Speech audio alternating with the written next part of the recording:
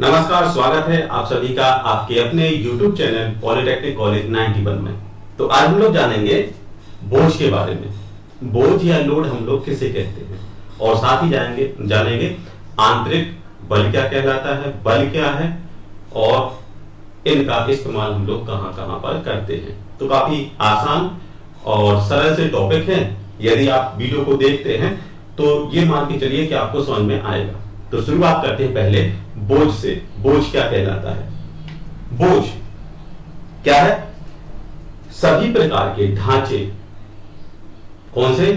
पुल के ढांचे, किसी बिल्डिंग के ढांचे तथा सभी प्रकार की मैकेनिकल मशीनें, इन सभी के अंगों या अवयवों पर लगने वाले विभिन्न प्रकार के बलों को हम लोग बोझ कहते हैं। कैसे? अब जैसे मान लीजिए ये एक पुल बना दिया, यहां पर ऐसा स्ट्रक्चर बना दिया पुल का, ठीक है, ट्रेसेस वगैरह बनाते हैं हम लोग। तो अब देखिए यहां पर विभिन्न अवयव हैं। एक अवयव, सेकंड, थर्ड, फोर्थ, फिफ्थ, ये विभिन्न प्रकार के अवयव हैं। तो इन पर क्या विभिन्न प्रकार के बल लग रहे हैं। अगर हम यहां पर बात करें तो यहां पर हमारा बल लग रहा है वर्टिकल। अगर यहां पर कोई बल लगता है तो ये हो जाएगा हमारा इंक्लाइंड बल, और यहां पर कोई बल लगता है तो ये हो जाता है हमारा हॉरिजॉन्टल बल। और यही बल क्या हमारे बोझ कहलाते हैं। ठीक है, तो यही कहा गया है कि किसी मशीन या किसी स्ट्रक्चर के विभिन्न अवयवों पर लगने वाले विभिन्न प्रकार के बलों को हम लोग बोझ कहते हैं, लोड कहते हैं, लोड या बोझ कहते हैं। ठीक है, जैसे अवयव की बात करें तो ये एक स्टेपलर मशीन है। इसका एक पार्ट ये है, एक ये है और एक ये है, मतलब 3 पार्ट इसमें दिए हुए हैं। तो हम क्या करते हैं, यहां पर क्या करते हैं, वर्टिकल फोर्स अप्लाई करते हैं। ठीक है, तो इस पर हमने वर्टिकल फोर्स अप्लाई किया। तो यही कहा गया कि इसके अवयवों पर, किसी भी स्ट्रक्चर या मशीन के विभिन्न प्रकार के अवयवों पर लगने वाले भार को हम बोझ कहते हैं।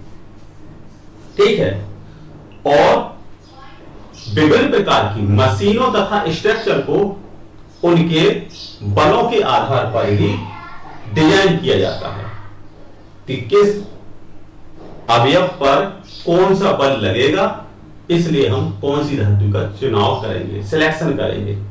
ठीक है, तो वो देखा जाता है कि हमारा जो स्ट्रक्चर है वो कहीं असफल ना हो जाए, फेल ना हो जाए, इसलिए हम लोग क्या करते हैं, विभिन्न प्रकार के अवयवों को डिजाइन करते समय मटेरियल का भी विशेष ध्यान रखते हैं। ठीक है, तो आप समझ गए बोझ क्या है? किसी भी मशीन के अवयवों पर, मशीन या स्ट्रक्चर जैसे कि पुल, मकान या मशीन, क्रेन इत्यादि के अवयवों पर लगने वाला भार ही बोझ कहलाता है।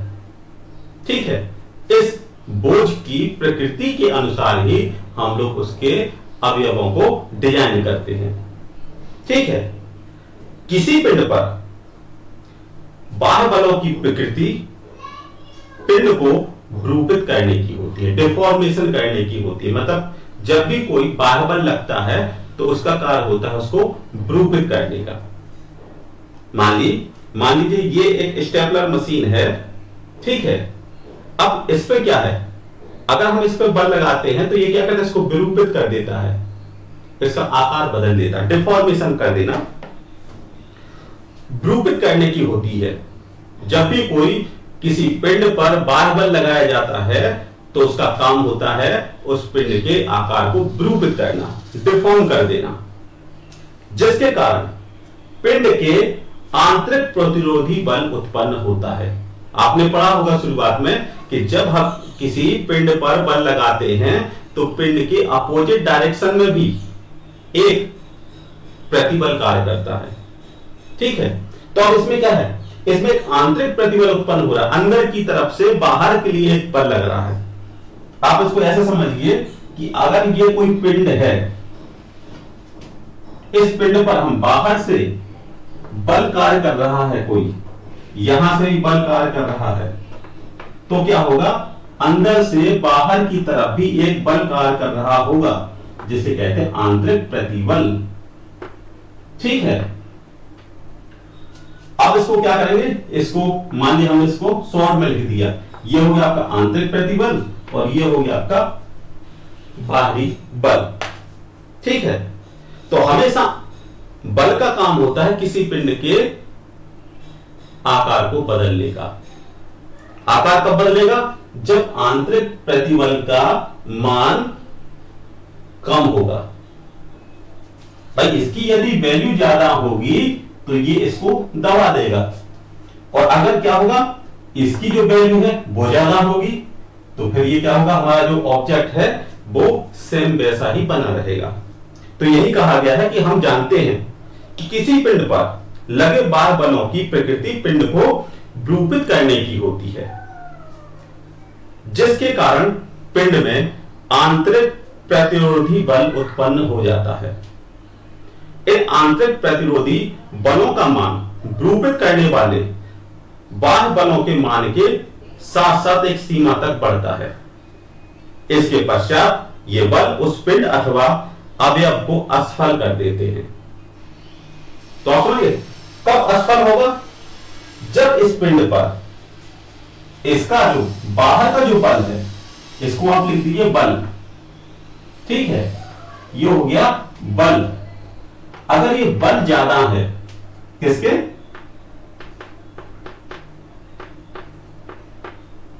आंतरिक बल के। ठीक है, अगर ये ज्यादा है तो ये क्या करेगा, इसको विरूपित कर देगा, और अगर इसका मान और इसका मान दोनों का सेम है तो हमारा ऑब्जेक्ट डिफॉर्म नहीं होगा, विरूपित नहीं होगा। ठीक है, तो ये कहलाता है बल।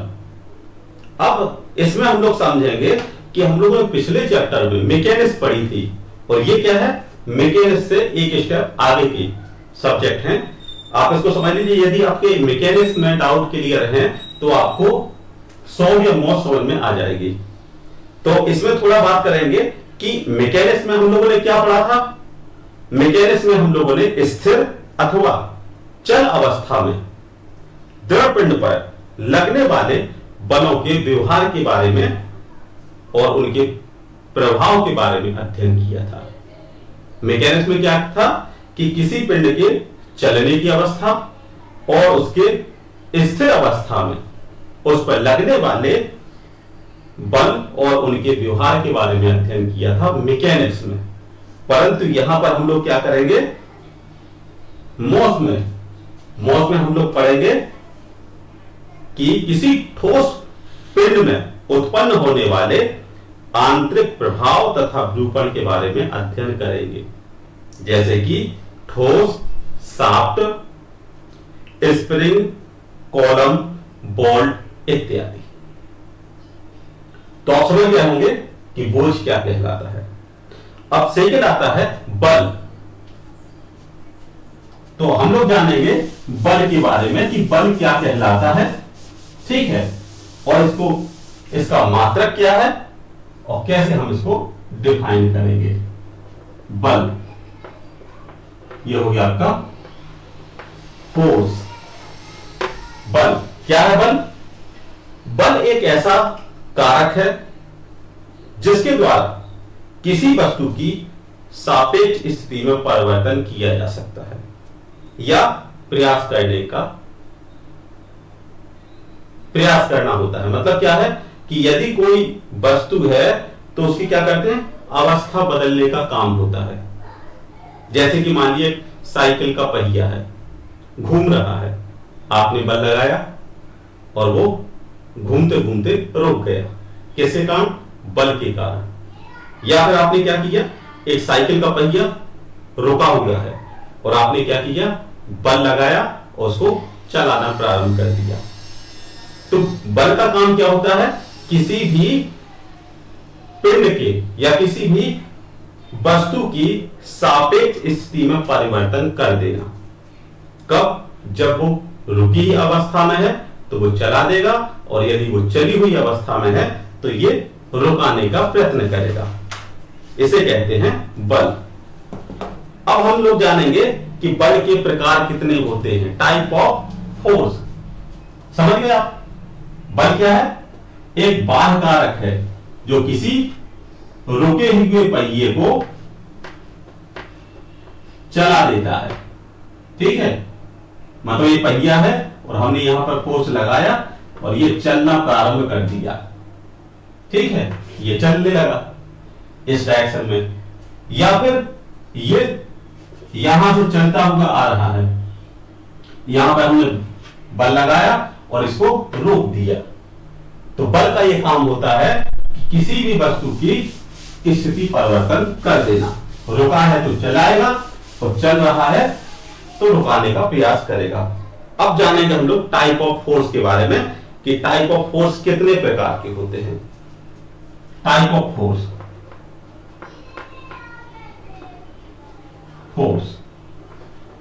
ये आ जाते हैं आपके 3 प्रकार के फोर्स है। नंबर फर्स्ट आता है आपका टेंसाइल फोर्स, इसको कहते हैं तनाव बल। ठीक है। सेकेंड आता है आपका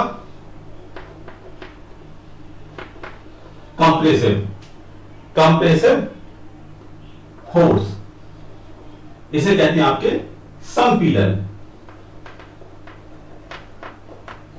संपीड़न बल। ठीक है। और थर्ड आ जाता है आपका शियर फोर्स,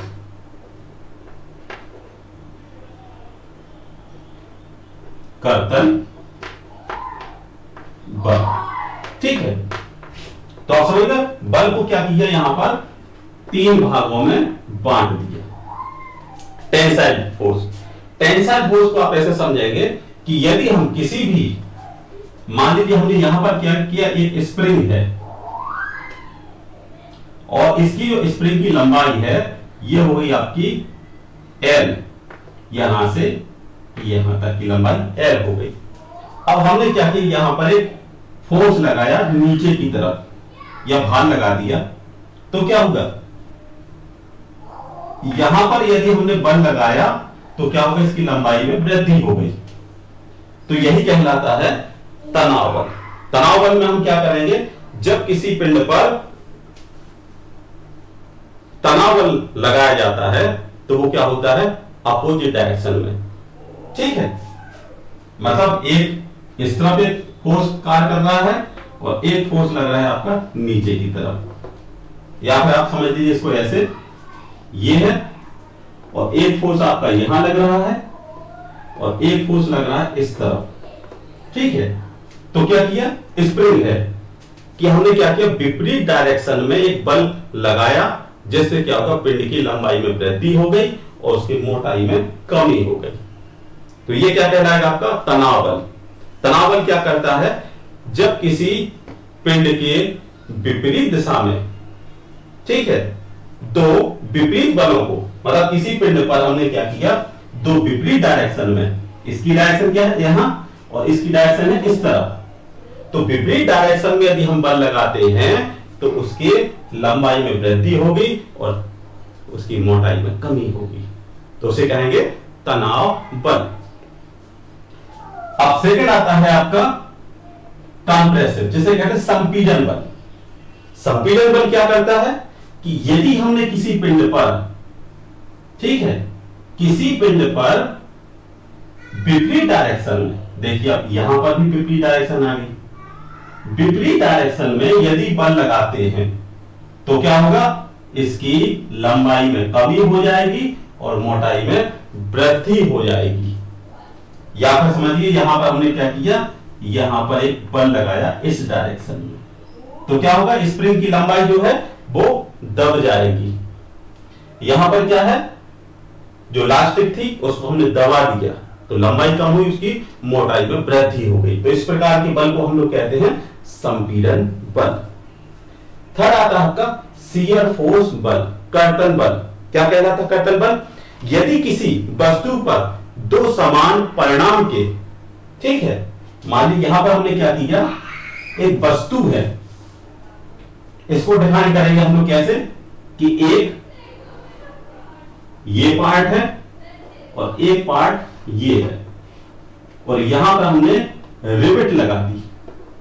रिवेट तो सभी ने देखी होगी भाई, पंखे के, देखना पंखे में 3 पॉइंट बने होते हैं, वो रिवेट के बने होते हैं, ठीक है। तो अब ये आ गया आपका यहां पर ऑब्जेक्ट, रिवेट ज्वाइंट। तो वो क्या कहते हैं कि जब किसी वस्तु पर दो समान परिणाम के विपरीत बल, अगर इसका जो रिजल्टेंट है वो F है और इसका रिजल्टेंट है वो है F, क्या है, दोनों समान है, F1 इक्वल टू F2, ठीक है। F1 और F2 की वैल्यू क्या है, दोनों की इक्वल है, परंतु यह क्या करते हैं, विपरीत दिशा में लगाए जाते हैं। इसकी डायरेक्शन ये है और इसकी डायरेक्शन ये है, परंतु इनकी जो क्रिया रेखा है वो अलग है। अब देखिए इसकी जो क्रिया रेखा है वो आ गई आपकी ये वाली, और इसकी रेखा क्रिया रेखा हुई ये, ठीक है।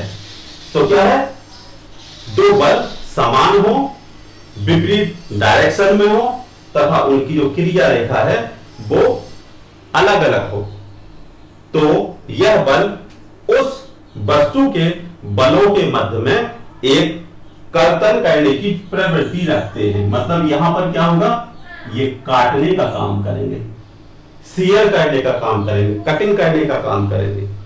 तो ऐसी प्रवृत्ति रखते हैं, तो इस प्रवृत्ति के कारण, इस कारण के कारण इसका नाम रख दिया शियर फोर्स। तो आप समझ गए कि यदि कोई वस्तु है जिस पर हमने क्या किया, अलग डायरेक्शन में समान बल लगा रहे हैं और इनकी क्रिया रेखा अलग है, और इस क्रिया रेखा के कारण यहां पर शियरिंग हो रही है, कट रहा है, तो इस प्रकार के बल को हम लोग कर्तन बल कहते हैं। अब जानेंगे कि बल को हम लोग कैसे नापते हैं। तो जो बल का जो मात्रक है वो है न्यूटन, यदि किलोग्राम फोर्स, ठीक है, या आपसे कहते हैं आपके डाइन। तो आप इसको समझिए कि इसका जो मात्रक है वो आ गया, बल का मात्रक है आपका न्यूटन, ठीक है। बल के लक्षण क्या है? बल में परिणाम होता है, जैसा कि शुरुआत में कहा था कि समान परिणाम के बल लग रहे हैं।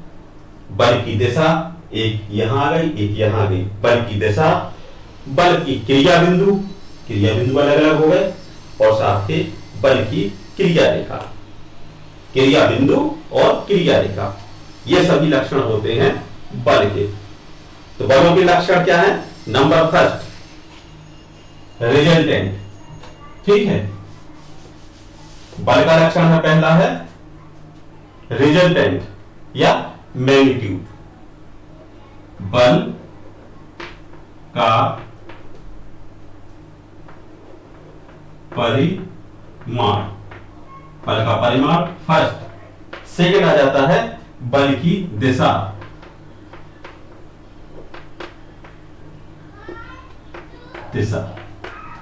तीसरा आता है बल का क्रिया बिंदु, बल का क्रिया बिंदु। फोर आ जाता है आपका बल की क्रिया रेखा, बल की क्रिया रेखा, ठीक है। तो ये हम आपके बल। तो आशा करते हैं कि आप समझ गए होंगे कि बल क्या है। तो आज हम लोगों ने वीडियो में क्या समझा? पहला तो बोझ। बोझ क्या है एक बार और रिवाइज कर लेते हैं। बोझ क्या है?